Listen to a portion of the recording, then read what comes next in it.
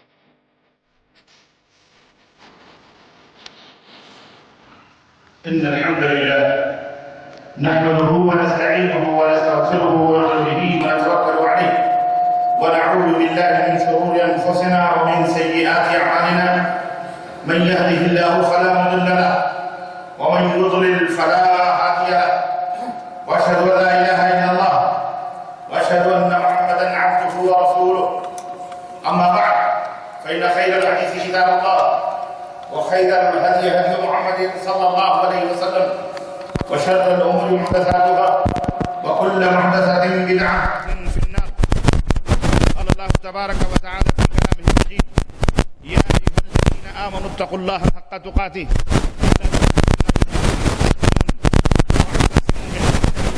ولا تفرقوا.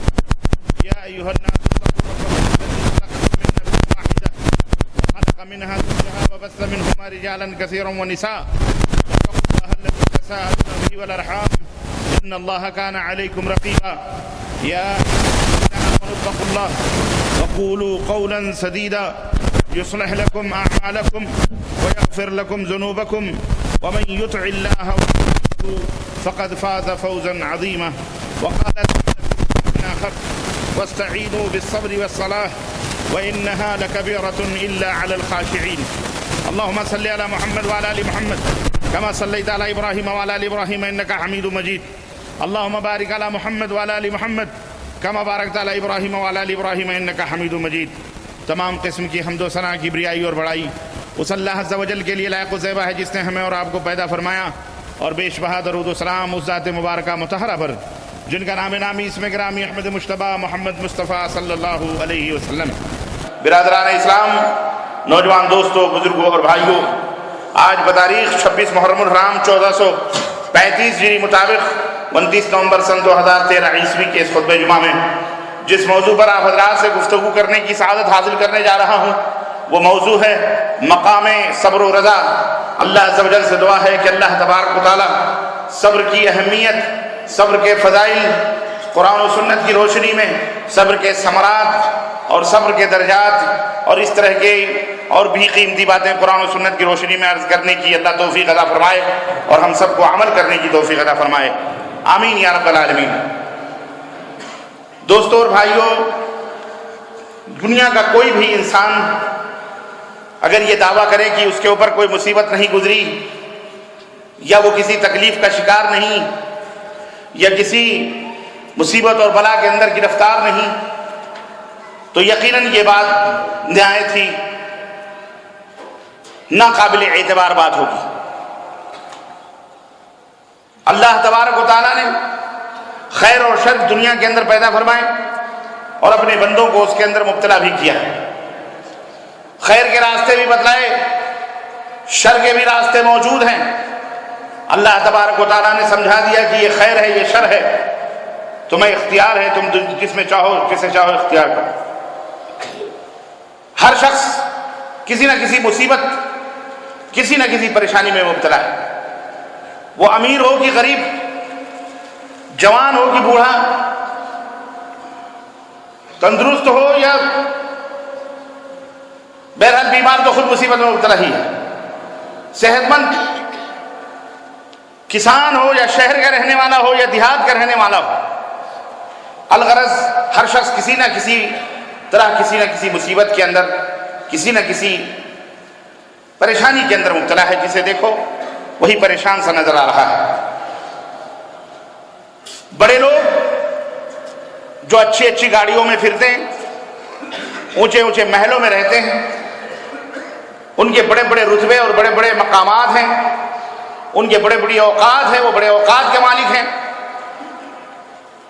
وہ ملکوں کے بادشاہ ہوں یا لیڈر ہوں یا قوم کے کچھ نیتا ہوں یا قائد ہوں یا رہنما ہوں، پڑھے لکھے لوگ ہوں، امیر ہوں، غریب ہوں، جاہل ہوں، چھوٹے طبقے کے لوگ انہیں دیکھ کر کے خوش ہوتے ہیں کہ انہیں کوئی پریشانی نہیں ہوگی، ان کو کوئی غم نہیں ہوگا۔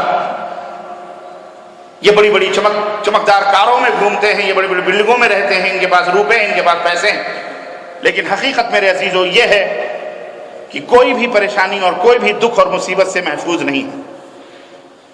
ہر ایک شخص کہیں نہ کہیں کسی نہ کسی مصیبت، کسی نہ کسی پریشانی کے اندر ضرور ملوث ہے۔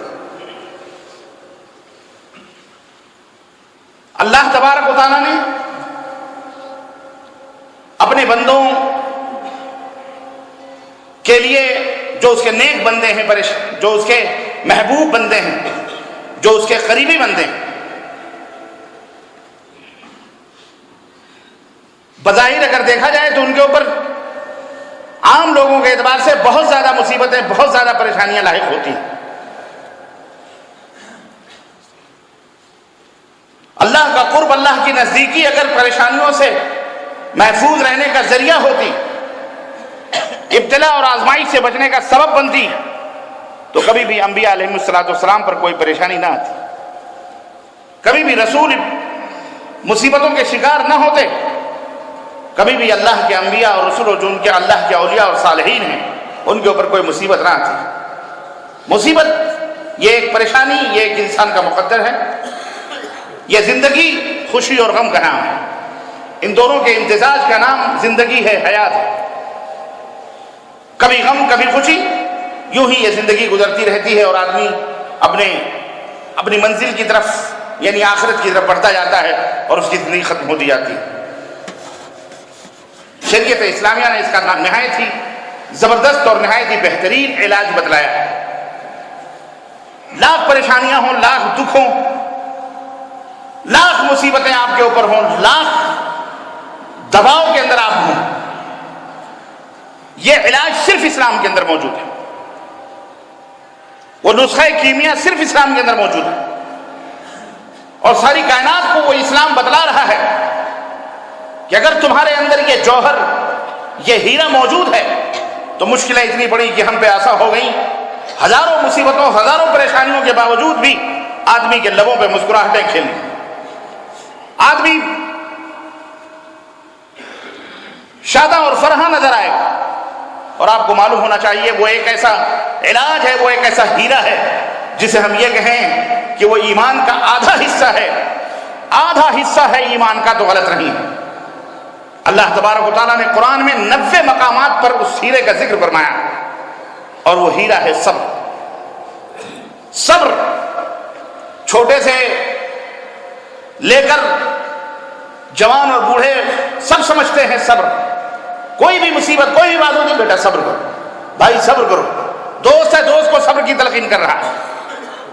یہ ایک ایسا نسخہ کیمیا ہے جس کا مقام ہے، جس کا رتبہ ہے اسلام کے اندر، اور کسی دھرم، کسی دین کے اندر یہ چیز، یہ قیمتی ہیرا موجود نہیں، جو اسلام نے اپنے ماننے والوں کو اور ساری کائنات کو یہ دیا۔ ایمان کے 2 حصے کر لیں، ایک حصہ، آدھا حصہ صبر ہے اور آدھا حصہ شکر ہے۔ اللہ نے عطا فرمایا ہے تو اللہ کا شکر ادا کیجئے، اور کبھی اللہ نے لے لیا ہے تو صبر کیجئے۔ یہی دونوں چیزیں مل کر کے ایمان بنتی ہیں۔ ایمان کی مکمل. اور اللہ رب العزت نے قرآن کریم میں جیسا کہ میں نے بتلایا بے شمار مقامات پر 90 مقام پر صبر کا ذکر بیان فرمایا ہے، اور اسے عبادات کے ساتھ، اخلاقیات کے ساتھ، فضائل کے ساتھ، ہر معاملات کے ساتھ صبر کو اللہ تبارک و تعالیٰ نے ملایا ہے، جوڑا ہے. چنانچہ آپ نماز دیکھیے، عبادات کی چوٹی ہے نماز. کلمہ توحید کے بعد سب سے پہلی عبادت جو ہر مسلمان کے اوپر کلمہ پڑھنے کے بعد فرض ہوتی ہے وہ نماز ہے. اللہ تبارک و تعالیٰ نے نماز کو صبر کے ساتھ جوڑا ہے. ارشاد باری تعالیٰ ہے وَاسْتَعِينُوا بِالصَّبْرِ وَالصَّلَاةِ وَاسْتَعِينُوا بِالصَّبْرِ وَالصَّلَاةِ. مدد طلب کرو. کیا مطلب مدد طلب کرو؟ یعنی صبر اور نماز کے ذریعے سے مدد طلب کرو. یعنی تمہارے اوپر غم ہے، تمہارے اوپر پریشانی ہے، تو پھر صبر کرو اور نماز ادا کرو. یا تو صبر کے ساتھ، صبر کے ذریعے سے مدد طلب کرو، اور یا تو نمازیں پڑھو. اہل علم عبداللہ بن عباس رضی اللہ تعالیٰ عنہ کے کسی قریبی رشتہ دار کا انتقال ہو گیا. سواری پہ تھے، انہوں نے سنا، سواری سے نیچے اترے، 2 رکعت نماز ادا کی، لمبی نماز ادا کی، اور اس کے بعد کھڑے ہوئے تو لوگوں نے کہا بڑی لمبی نماز آپ نے پڑھی. کہا تم نے سنا نہیں کہ اللہ رب العزت نے فرمایا ہے استعینوا بالصبر والصلاۃ. میرے قریبی رشتہ دار کا انتقال ہوا، مجھے غم ہے، مجھے پریشانی ہے، میں نے نماز اس لیے پڑھی تاکہ میرا غم ہلکا ہو جائے. تو جب کبھی بھی مصیبت آئے، جب کبھی بھی پریشانی آئے، جب کبھی بھی دکھ آئے، جب کبھی بھی تمہیں ظلمتیں، پریشانیوں کی، ایذائیں، تکلیفوں کی کہ طوفان اور جھکڑ چلے، ایسے موقع پر جزا فضا کرنے کی ضرورت نہیں ہے، سینہ کوبی کرنے کی ضرورت نہیں ہے، ماتم کرنے کی ضرورت نہیں ہے، گریبان چاک کرنے کی ضرورت نہیں ہے، لوگوں کے سامنے شکوے اور گلے کرنے کی ضرورت نہیں ہے، کسی کے ساتھ اپنی پریشانیوں کو بیان کرنے کی ضرورت نہیں ہے، بلکہ مصلی بچھاؤ، وضو بناؤ، اپنے رب سے شکوے اور گلے کرو، اپنے رب سے نماز پڑھو، اپنے رب کو راضی کرو، انشاءاللہ ہر مصیبت، ہر پریشانی دور ہو جائے. سب سے بہترین علاج اسلام نے یہ بتایا صبر. اللہ تبارک و تعالیٰ نے عبادت کے ساتھ جوڑا تھا استعینوا بالصبر والصلاۃ وانھا لکبیرۃ الا علی الخاشعین. یقیناً یہ صبر اور یہ نماز یہ ایک ایسی عبادت ہے کہ جو مومنوں کے اوپر تو آسان ہے، لیکن جو خشوع خضوع اختیار کرتے ہیں ان کے اوپر تو آسان ہے، لیکن جن کے دل خشوع اور خضوع سے خالی رہتے ہیں ان کے لیے یہ دونوں چیزیں بہت بھاری ہیں. یہ دونوں چیزیں بہت بھاری ہیں. جن کے دل کو اندر ایمان نہیں رہے گا، جن کے دل کے اندر ایمان کی سچائی نہیں رہے گی، ذرا سا غم آیا، ذرا سی پریشانی آئی، جناب علی رونا پیٹنا اور ماتم کرنا، گریبان چاک کرنا، سڑکوں کے اوپر نکلنا، لوگوں کے سامنے جزا فضا کرنا شروع کر دیا، یہ ایمان کی علامت نہیں. اللہ نے اسی صبر کو، اس کے مقام اور رتبے کو دیکھیے کہ نماز کے ساتھ جوڑا، پھر اسی صبر کو اپنے تسبیح اور ذکر و اذکار کے ساتھ جوڑا، اور اللہ نے فرمایا وَاصْبِرْ لِحُکْمِ رَبِّكَ فَإِنَّكَ بِأَعْيُنِنَا وَسَبِّحْ بِحَمْدِ رَبِّكَ وَحِينَ تَقُومُ وَمِنَ اللَّيْلِ فَسَبِّحْهُ وَإِدْبَارَ النُّجُومِ سورہ طور.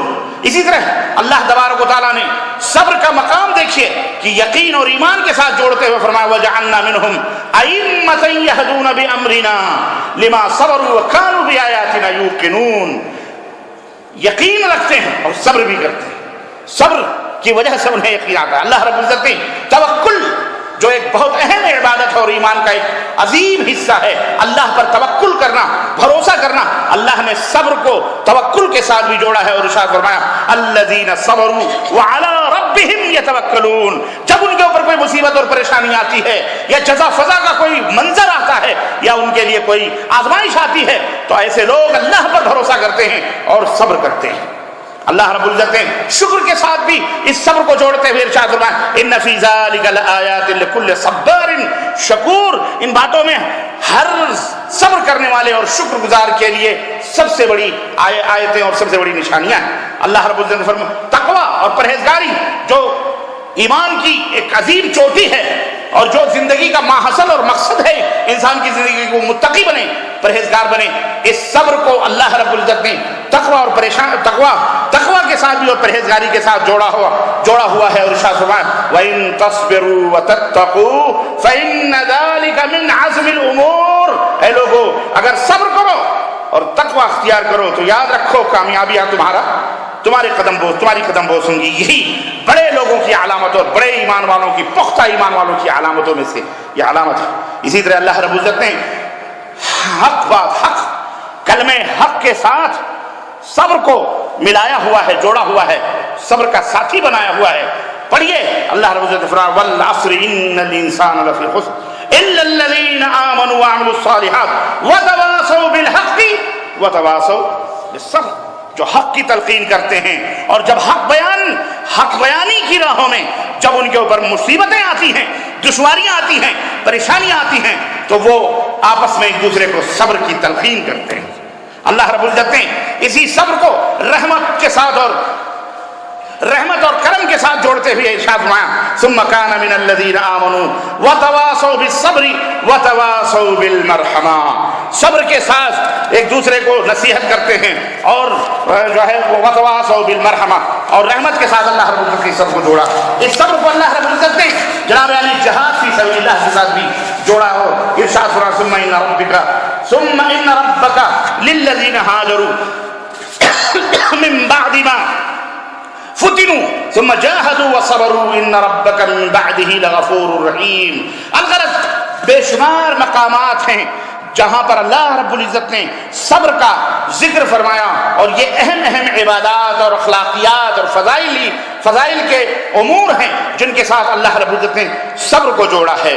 میرے عزیزو، حضرت ابو سعید خدری رضی اللہ تعالیٰ عنہ سے روایت ہے کہ رسول اللہ صلی اللہ علیہ وسلم سألوا رسول اللہ صلی اللہ علیہ وسلم ان ناسا من الانصار سألوا رسول اللہ صلی اللہ علیہ وسلم فأعطاهم، لوگوں نے، انصار کے کچھ لوگوں نے نبی کریم صلی اللہ علیہ وسلم سے مال و دولت کا، پیسے کا کچھ سوال کیا تو اللہ کے رسول صلی اللہ علیہ وسلم نے انہیں عطا فرمایا، دیا۔ ثم سألوه، پھر مانگا، پھر دیا، حتی نفس عنده، یہاں تک کہ آپ کے پاس جو کچھ بھی تھا وہ ختم ہو گیا، سب اللہ کے رسول صلی اللہ علیہ وسلم نے مانگنے والوں میں تقسیم کر دیا۔ فقال ما يكون عبدي من خير فلن أدخره عنكم ومن يستعفف يعفه الله ومن يستغني يغنه الله ومن يتصبر يصبره الله وما أوتي أحد عطاء خيرا وأوسع من الصبر۔ اور سنو، اللہ کے رسول صلی اللہ علیہ وسلم نے مانگنے والوں سے کہا صبر کرو اور پاک دامنی اختیار کرو اور زیادہ مانگنے سے رکو۔ اور سنو، اللہ رب العزت نے سب سے بڑی نعمت اگر کسی بندے کو دی ہے تو سب سے بڑی نعمت وہ صبر ہے۔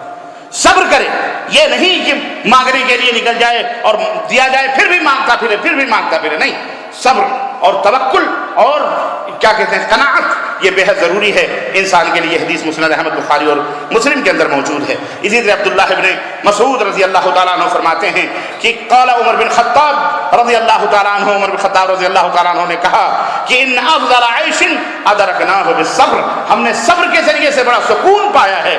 صبر ایک ایسی دولت ہے ہمیں حاصل ہوئی تو ہم ہر مصیبت پہ ہم عیش و آرام سے رہے، صبر ہم نے کیا۔ ولو ان الصبر کان من الرجال کان کرے، اور اگر آدمی صبر کا مالک ہو جائے تو نہایت ہی کریم ہو جاتا ہے، نفیس ہو جاتا ہے اور عیش و آرام میں رہتا ہے۔ اسی طرح سے حضرت مسروق کہتے ہیں کہ قال علی بن ابی طالب رضی اللہ تعالیٰ عنہ، علی بن ابی طالب رضی اللہ تعالیٰ عنہ فرماتے ہیں الا ان الصبر من الایمان، سنو صبر یہ ایمان کا حصہ ہے، اور بمنزلۃ الراس من الجسد، جس طرح جسم کے اندر سر کا مقام ہوتا ہے اسی طرح سے ایمان کے اندر صبر کا مقام اور رتبہ ہے۔ فَإِذَا قُطِعَ الرَّأْسُ بَعْدَ الْجِسْمِ، اگر سر کاٹ دیا گیا تو جسم بیکار ہے۔ اسی طرح سے اگر یہ صبر انسان کے ایمان سے نکل گیا، ایمان کا حصہ بیکار ہے، پھر وہ انسان بیکار ہے۔ اور بہرحال میرے عزیزو، میرے دوستو، جب زندگی کی تاریکیاں آپ کو گھیر لیں، جب مصیبتیں اور پریشانیاں آپ کا مقدر بن جائیں، جب خوف و دہشت میں آپ لرزہ براندام ہو جائیں، اور جب بھوک اور پیاس کی شدتیں آپ کو پریشان کر دیں، اور اسی طرح سے ظلم اور آپ کے مقاصد اور آپ کے عزائم اور آپ کے مقاصد جب پورے نہ ہوں اور دھندلا ہوتا ہوا نظر آئیں، تو اور جب حق بات کہنا دشوار ہو جائے، جب زبانوں کے اوپر قدغن لگائی جائیں. جب اسلام غربتوں کا شکار ہو جائے اور اسلام یا مسلمانوں کے اوپر مصائب و پریشانیوں کے دشمنان اسلام جو ہے طوفان بپا کریں، جب آپ کے خلاف سازشوں کا جال بچھا دیا جائے، جب آپ کی زندگی آپ کے لیے دوبھر ہو جائے، جب آپ کا جینا آپ کے لیے مشکل ہو جائے، جب آپ کے اوپر آپ ہی کی زمین تنگ کر دی جائے، جب آپ کے لیے آپ ہی کے اپنے کلمہ پڑھنے والے یا غیر کلمہ پڑھنے والے لوگ آپ کے دشمن بن جائیں، جب آپ ہی دنیا کے اندر تنہا خود کو محسوس کرنے لگیں، ایسے موقعوں پر امیدوں کا ایک چراغ اور یقین کا ایک شعلہ اور امیدوں کا ایک دیا صبر کی شکل میں آپ کے سامنے رونما ہونا چاہیے اور آپ کے دل کے اندر جاگنا چاہیے کہ صبر، اللہ رب العزت نے ہمیں صبر کی دعوت دی ہے اور فرمایا ہے استعینوا بالصبر والصلاۃ، مدد طلب کرو صبر کے ذریعے سے اور نماز کے ذریعے سے. جب رب نے مدد کا حکم دیا ہے تو رب ذوالجلال ضرور ہماری مدد کرے گا، ضرور ہماری حمایت کرے گا، ضرور ہمارے لیے کھڑا ہوگا اور ضرور دشمنوں کے مقابلے میں ہماری مدافعت کرے گا اور ضرور ہمارے اوپر رحم و کرم کی برکھا برسائے گا. ضرور یہ ظلمتوں کی آندھیاں بند ہوں گی، ضرور یہ تاریکیاں کائنات کے اندر جو ظلم و ستم کی ہیں یہ ضرور بے ضرور ایک نہ ایک دن ختم ہو جائیں گی، یہ تاریکیاں روشنیوں میں تبدیل ہوں گی. فإن مع العسر يسرا، کیونکہ ہر سختی کے بعد آسانی ہے اور یقیناً ہر سختی کے بعد آسانی ہے. جس طرح رات آتی ہے اور اس کی ظلمتیں پوری دنیا کو ڈھانپ لیتی ہیں اس کی تاریکیاں، لیکن ایک دن کچھ گھنٹوں کے بعد، کچھ لمحوں، کچھ ساعتوں کے بعد آپ کا صبر کا پیمانہ جب لبریز ہونا لگتا ہے، اس وقت مشرق کے افق سے سورج طلوع ہوتا ہے جو آپ کو پیغام دے رہا ہوتا ہے کہ سنو، تاریکیوں کی زندگی ختم ہو رہی ہے، تاریکیاں مٹنا چاہ رہی ہیں، مٹنے والی ہیں، اب یہ سورج نکل رہا ہے روشنی لے کر کے. اس طرح سے میرے عزیزو اگر آپ غور کریں گے اسی اللہ کی مخلوقات میں، اللہ کی چیزوں میں، تو آپ کو بہت زیادہ تسلی اور بہت زیادہ تشفی اور اللہ رب العزت کے اوپر کانفیڈنس اور یقین اور توکل کے جوہر آپ کے سینوں کے اندر پیدا ہوں گے اور آپ سمجھیں گے کہ واقعی اللہ رب العزت نے دنیا کے اندر اپنے ماننے والوں کے لیے کتنی آیتیں اور کتنی نشانیاں رکھی ہیں کہ ذرے ذرے سے آپ کو صبر و سکون چھلکتا ہوا دکھائی دے گا، آپ کو نصیحت کرتا ہوا دکھائی دے گا اور ذرے ذرے پکارتے رہیں گے کہ اے اللہ کے بندے گھبرا مت، یہ ظلمتیں ختم ہونے والی ہیں، یہ سحر ہونے والی ہے، صبح کی پو پھٹنے والی ہے، تاریکیاں مٹنے والی ہیں، بس تھوڑا سا صبر کر لے، انشاءاللہ تبارک و تعالی دشمنان اسلام خاک آلود ہو جائیں گے، ختم ہو جائیں گے. یہ مسلمانوں کے لیے سب سے بڑی دولت ہے جو اسلام نے ہمیں عطا فرمائی ہے، اللہ نے ہمیں عطا فرمائی ہے. ورنہ ہم تو ایک لمحے کے لیے جس کے آپ نہیں دیکھتے کہ جو ایمان سے خالی ہوتے ہیں، جو ایمان کی دولتوں سے روشنیوں سے خالی ہوتے ہیں، جن کے دل تاریک ہوتے ہیں، جو کفر اور شرک کی آلودگیوں میں ملوث ہوتے ہیں، وہ ذرا سی بات پر کس طرح برانگیختہ ہو جاتے ہیں، کس طرح گلوں میں پھسریاں لگا کر کے پھانسی کے پھندوں پہ لٹک جاتے ہیں، خود کو پنکھوں سے جو لٹکا کے ختم کر دیتے ہیں، عورتیں بھی ختم کر دیتی ہیں، مرد بھی خود کو گولیاں مار لیتے ہیں، کوئی سمندر میں چھلانگے مار دیتا ہے، کوئی اونچے برج پہ چڑھ جاتا ہے، کوئی پلوں کے چھلانگے مار کے اپنے آپ کو ختم کر دیتا ہے، کوئی ٹرین کی پٹریوں پہ سو جاتا ہے، کوئی بسوں کے نیچے جاتا ہے، کوئی کسی گاڑی کے اندر ختم، الغرض مختلف اپنی جان. حیران اور پریشان زندگی نے تنگ کر دیا، دشمنوں نے تنگ کر دیا، قرضوں نے تنگ کر دیا اور جو ہے اذیتوں کے اوپر اب اسے صبر کرنے کا مادہ نہ رہا، وہ جا کر کے کہیں نہ کہیں اپنی جان دے دیتا. وہ سوچتا ہے کہ ہماری جان ہم دے دیں، بات ختم، ہمیں آرام مل جائے گا، لیکن نہیں. اسلام یہ کہتا ہے اگر کسی نے اس طرح سے اپنی جان کو دی ہے، جان لینا صرف اللہ کا حق ہے. اگر تم نے اپنے تئیں اپنی جان کو گنوایا ہے تو قیامت تک اسی طرح سے جس طرح تم نے اپنے آپ کو گنوایا ہے اور اپنی جان کو کھویا ہے، اللہ کے رسول صلی اللہ علیہ وسلم فرماتے ہیں جہنم کے اندر بھی داخل ہوگا وہ شخص اور انہی ہتھیاروں سے اور انہی طریقوں سے اس کو عذاب دیا جائے گا ہمیشہ کے لیے.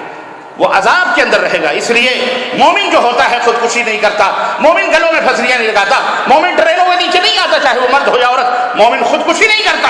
مومن یہ جانتا ہے کہ ایک نہ ایک دن ضرور سحر ہونے والی ہے، رات ڈھلنے والی ہے، تاریکیاں مٹنے والی ہیں. میرے عزیزو، میرے دوستو، یہ صبر کئی طرح کا بھی ہوتا ہے. صبر کی اعلیٰ طور پر 3 قسمیں بیان کی جاتی ہیں. ایک صبر علی الطاعہ، اللہ اور اس کے رسول کی اطاعت و فرمانبرداری پر صبر کرنا. دوسرا صبر عن المعصیہ، اللہ کی نافرمانیوں سے رک جانا. اور تیسرا صبر علی الاقدار والمصائب والابتلاءات، مصائب پریشانیوں کے اوپر صبر کرنا. یہ 3 طرح کا صبر ہوتا ہے. صبر علی الطاعہ کا مطلب کیا ہے؟ اللہ اس کے رسول نے حکم دیا ہے نماز پڑھو، اللہ اس کے رسول نے حکم دیا ہے روزہ رکھو، اللہ اس کے رسول نے کہا جھوٹ نہ بولو، اللہ اس کے رسول نے کہا سچ بولو، اللہ اس کے رسول نے کہا امانت میں خیانت نہ کرو، اللہ اس کے رسول نے کہا ایک دوسرے کے اوپر تہمت نہ لگاؤ، اللہ اس کے رسول نے کہا یہ تمام سب چیزیں ہیں۔ اللہ اس کے رسول نے کہا روزہ رکھو، حج کرو، زکات دو، صدقات دو، خیرات دو، لوگوں سے حسن سلوک کرو، لوگوں سے ملو جلو، اچھائی سے پیش آؤ۔ یہ اللہ اس کے رسول کی اطاعت ہے۔ ان راہوں میں پریشانی آئے گی، آپ کو آپ کا ایمان آئے گا، آپ کا غرور آئے گا، آپ کی دولت آئے گی، آپ کا یعنی گھمنڈ بھی آئے گا، بہت ساری چیزیں ان راہوں میں رکاوٹ بنیں گی۔ لیکن ان تمام رکاوٹوں کو ختم کر کے اللہ اور اس کے رسول کی اطاعت و فرما برداری کے اوپر قائم و دائم رہنا، سردیاں گرمیاں یہ اللہ رب العزت کی اور اس کے رسول کی اطاعتوں میں رکاوٹ بنے گی۔ آج سردی کا موسم ہے، بستروں سے نکلتے ہوئے دل نہیں کہتا ہے، ہاں اذان سنتے ہیں، ہم ہر وقت کی اذان سنتے ہیں، لیکن ہم کمبل نہیں چھوڑتے، بستر نہیں چھوڑتے۔ صبح کا وقت خاص طور سے ہمارے لیے بڑا ہی دشوار کن مرحلہ ہوتا ہے۔ یہ اللہ اس کے رسول کی اطاعت کے اوپر آپ کمبل کو چھوڑ دیں، بستروں کو چھوڑ دیں، ٹھنڈے پانی ہو یا گرم پانی جو بھی میسر ہے، وضو بنائیں، جماعت کے ساتھ مسجد کے اندر جا کے نماز پڑھیں۔ یہ ہے صبر علی الطاعہ، اللہ کی اطاعت اور رسول کی اطاعت پر صبر کرنا۔ پریشانی ہے، آپ کے پاس مال ہے، دولت ہے، آپ سوچتے ہیں ارے ہم اور آپ تو 10 روپے کا زکات، ہم 10 روپے کی زکات نکالتے ہیں، ہمیں اتنا بھاری تو نہیں پڑتا، لیکن جو ملینوں کے جن کے زکات نکلتے ہیں، لاکھوں کروڑوں کے جن کے زکات نکلتے ہیں، جب وہ زکاتوں کو پوچھتے ہیں اپنے آڈٹ کرنے والے لوگوں سے یا محاسبین یا جو حساب کرنے والے ہوتے ہیں محاسبین، ان سے پوچھتے ہیں ہماری زکات کتنی ہوئی، فلانی کمپنی فلانا مال فلانا، تب وہ بتاتا ہے اتنے ملین آپ کی زکات نکلی ہے۔ وہاں ایمان ہوتا ہے، وہاں اگر وہ ایمان، وہاں وہ سوچتا ہے ملینوں زکات، ملین زکات دیں گے، اس سے تو ایک مل لگ جائے گی، اس سے تو یہ ہو جائے گا، اس سے وہاں زکات نکالنا کتنا بھاری پڑتا ہوگا۔ یہ ہے صبر علی الطاعہ۔ لیکن اللہ اور اس کے رسول نے حکم دیا ہے، اس لیے زکات نکالنی ہے، اور غریبوں مسکینوں میں تقسیم کرنا ہے۔ سمجھ بات آئی کہ نہیں آئی؟ ہاں، روزہ رکھنا اور اسی طرح سے تمام اطاعت و فرمانبرداریاں، اور اسی طرح سے صبر جو ہے، ہر عقل مند آدمی اس بات کو جانتا ہے، یہ دنیا آزمائش کا گھر ہے، یہاں خوشی اور غم دونوں آئے ہیں، بڑے سے بڑے لوگ ہوں، چھوٹے سے چھوٹے لوگ ہوں، اللہ رب العزت نے یہاں پر دونوں چیزیں رکھی ہیں، وہ بھی راحت سے، آرام سے، خوشی سے بھی، اور غم اور پریشانی اور دکھوں سے بھی انہوں نے زندگی گزاری ہے۔ اور اگر یہ دنیا دارالابتلاء نہ ہوتی، جیسا کہ میں نے بتایا، تو بڑے بڑے انبیاء کے اوپر، رسولوں کے اوپر مصیبتیں اور پریشانیاں نہ آتی۔ حضرت نوح علیہ السلام 300 برس تک آنسو نہ بہاتے رہتے، ابراہیم علیہ السلام کو آگ کے حوالے نہ کیا جاتا اور ان کے لیے آگ گلزار نہ بنتی، اسماعیل علیہ السلام چھری کے نیچے نہ ذبح کیے جاتے، حضرت یعقوب علیہ السلام روتے روتے یوسف کی محبت میں ان کی آنکھیں نہ بہتی، موسیٰ علیہ السلام فرعون سے نہ آزمائے جاتے، عیسیٰ علیہ السلام صحراؤں اور دریاؤں، صحراؤں اور پہاڑوں میں زندگی نہ گزارتے، اور خود آخری نبی حضرت محمد الرسول اللہ صلی اللہ علیہ وسلم بھوک اور پیاس کی شدت سے اپنے پیٹ پر 3 پتھر نہ باندھتے، آپ میدان طائف میں پتھر نہ کھاتے، آپ کے قدمہائے مبارک خونوں سے چپک نہ جاتے، آپ بے ہوش نہ ہو جاتے، غزوہ احد کے اندر آپ پہاڑی کے اندر آپ بے ہوش ہو کر نہ گر پڑتے، آپ کے دندان مبارک شہید نہ ہوتے، آپ کے جسم کے اوپر تلوار کی وار نہ لگتی۔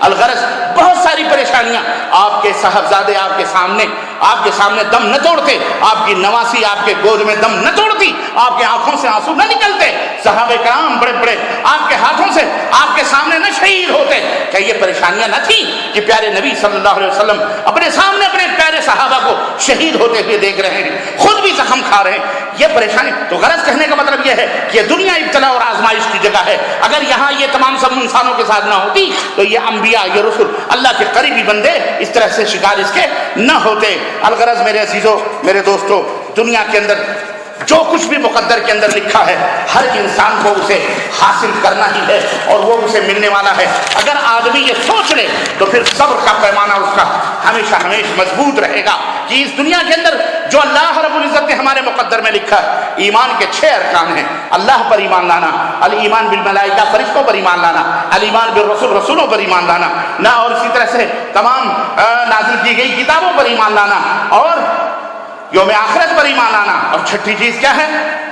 الایمان بالقدر خیرہ و شرہ، قضاء اور قدر پر ایمان لانا۔ اللہ رب العزت نے جو مقدر کیا ہے، اللہ رب العزت نے جو آپ کی تقدیر میں لکھا ہے، اس سے آپ کو گزرنا ہے، اس پل سے آپ کو گزرنا ہے، وہ کڑوا گھونٹ پینا ہے، دنیا ایک طرف ہو جائے، لیکن اگر آپ کی مقدر میں اللہ نے پریشانیاں دشواریاں لکھی ہیں، رب کعبہ کی قسم ہے کائنات کی کوئی شے تمہیں ان پریشانیوں سے بچا نہیں سکتی۔ اور سنو، اگر اللہ نے تمہارے مقدر میں راحت اور آرام لکھے ہیں، دنیا ایک طرف ہو جائے، تمہیں ایذا پہنچانا چاہے، تکلیف پہنچانا چاہے، پریشانیوں میں مبتلا کرنا چاہے، رب ذوالجلال کی قسم ہے تمہارا بال بھی بیکار نہیں ہو سکتا ہے۔ اللہ رب العزت، تو یہ چیزیں ہیں۔ تو میرے عزیزوں، میرے دوستوں اور بھائیوں، تو یہ تین درجے، ایک درجہ اطاعت کا، دوسرا جیسا کہ میں نے بتایا طاعت معصیت، اللہ رب العزت شراب نہ پیو، زنا نہ کرو، شرک مت کرو، چوری مت کرو، بدمعاشی مت کرو، تہمتیں مت لگاؤ، جھوٹ مت بولو، یہ معصیت، یہ نقصان ہے، یہ معصیت اور یہ گناہ ہے،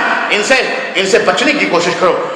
جھوٹ بول رہے ہیں آپ کا فائدہ ہو رہا ہے، آپ کا بظاہر فائدہ ہو رہا ہے، آپ سوچ رہے ہیں اگر سچ بولیں گے تو ہمارا نقصان ہو جائے گا، اتنے ہزار کا ہمارا نقصان ہو جائے گا، جھوٹ بولیں گے اتنے لاکھ کا فائدہ ہو جائے گا۔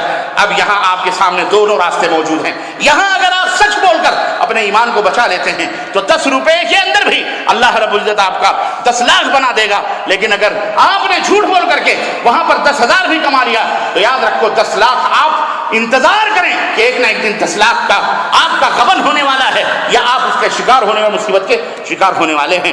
اللہ نہ کرے۔ الغرض کہنے کا مطلب یہ ہے کہ دل کہتا ہے زناکاری کریں، دل کہتا ہے شراب پئیں، دل کہتا ہے چوری کریں، دل کہتا ہے غیبت کریں، دل کہتا ہے ایک دوسرے کے اوپر بہتان لگائیں، یہاں رکیں، یہ اللہ کی معصیت ہے نا، ہم اس طرح کی کوئی حرکت نہیں کریں گے۔ میرے عزیزوں، تو یہ ایک صبر، اس کو بھی صبر کہا جاتا ہے کہ صبر عن المعصیہ، معصیت اور گناہوں سے رک جانا، یہ بھی کیا ہے؟ صبر ہے۔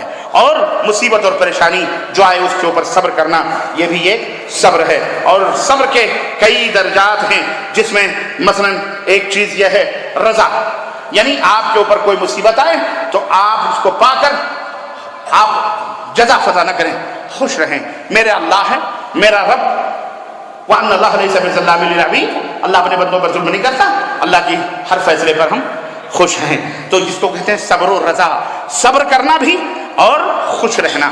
اللہ نے جو مقدر کیا ہے اسے کوئی مٹا نہیں سکتا۔ ہاں ایک بات اور ہے، لا يرد القدر الا الدعاء، کوئی یہ کہہ سکتا ہے پھر یہ عبادتیں کرنے کی، سجدے کرنے کی، نماز پڑھنے کی، اللہ کو یاد کرنے کی کیا ضرورت ہے؟ لیکن اللہ کے رسول صلی اللہ علیہ وسلم نے فرمایا ہے کہ اگر کوئی چیز تمہاری تقدیر کو بدل سکتی ہے تو وہ دعا ہے، اللہ سے تم رو، الدعاء سے سلاح المومن، دعا یہ مومن کا ہتھیار ہے۔ اللہ سے رو گے، گڑگڑاؤ گے، اللہ مائنس کو پلس کر سکتا ہے، پلس کو مائنس کر سکتا ہے۔ لکھا ہوا تھا کہ اس کے مقدر میں یہ پریشانی آئے گی، یہ آئی، لیکن اللہ اسے ٹال بھی سکتا ہے۔ اللہ مجبور نہیں ہے، ہم مجبور ہیں، ہم بے کس ہیں، لیکن اللہ ہم پوچھے جائیں گے، لیکن اللہ سے کوئی سوال نہیں کیا جا سکتا ہے۔ اللہ تبارک و تعالیٰ اپنے معاملے میں جو چاہے اور جیسا چاہے جس کے ساتھ وہ کرے۔ تو ایک مرتبہ یہ ہے، مقام یہ ہے کہ صبر کے ساتھ رضا ہو، خوشنودی ہو، ہم جو کچھ بھی اللہ رب العزت نے ہمارے لیے مقدر کیا ہے ہم اس کے اوپر خوش ہو۔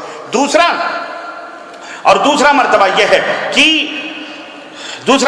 ہے کہ آپ ناراض نہ ہو، جو بھی آئے اللہ رب العزت سے شکوے کی لینا کریں، اللہ میں راضی ہو گیا، اے اللہ میں تو تیری عبادت کرتا ہوں، میں تو بڑا تیرا نیک بندہ ہوں، یہ کیسے ہو؟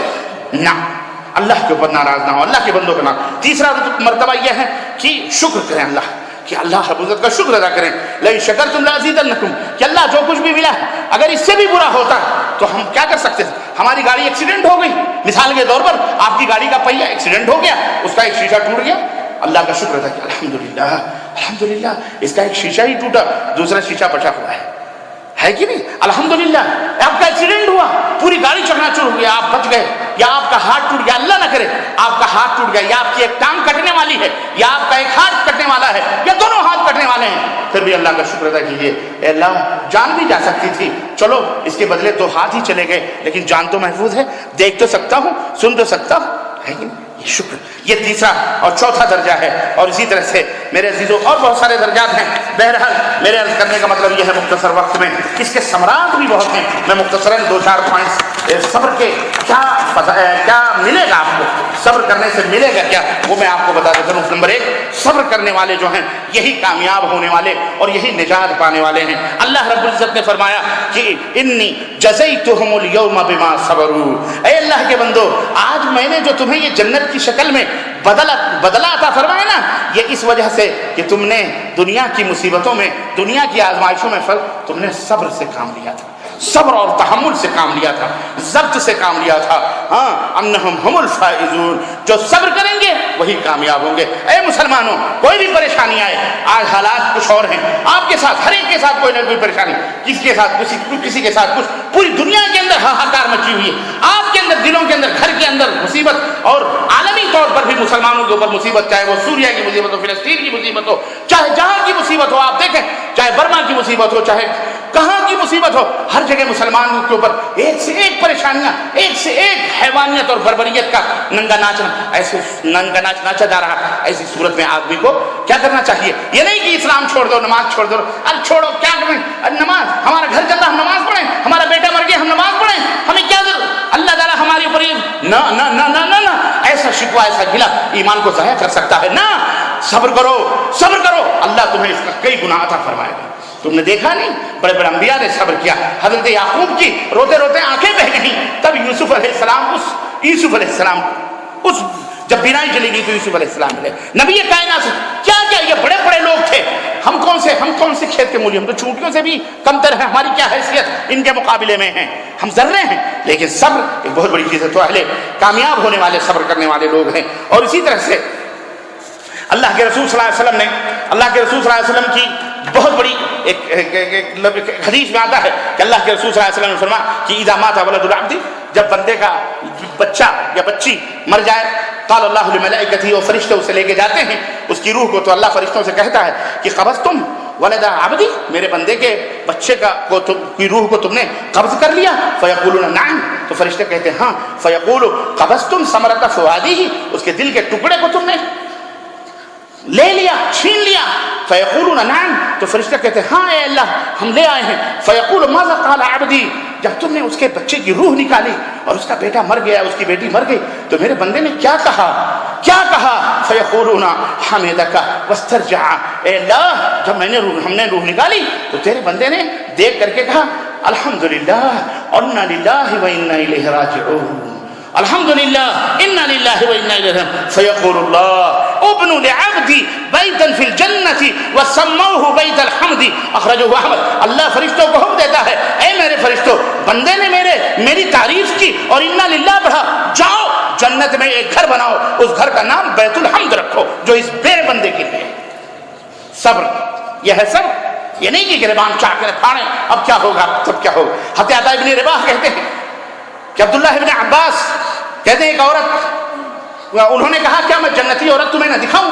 تو عبداللہ ابن عباس نے دکھاؤ، عبداللہ ابن عباس نے کہا میں دکھاؤں، کہا دکھاؤ، تو ایک عورت کی طرف اشارہ کہا کہ یہ جو کالی کلوٹی عورت ہے یہ جنتی عورت ہے۔ کہنے کیسے؟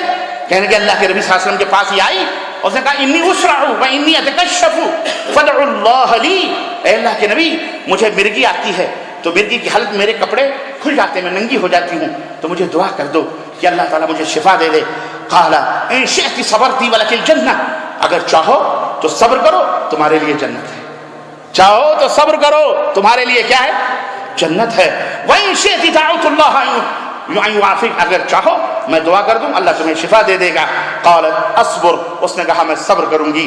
قالت فإني أتكشف فادعوا الله أن لا أتكشف، کہا لیکن یہ جو کپڑا میرا کھل جاتا ہے میں ننگی ہو جاتی ہوں، اس کے لیے دعا کر دو کہ کم از کم میری آبرو سلامت رہے، میں ننگی نہ ہویا کروں، میرا کپڑا نہ کھلا کرے۔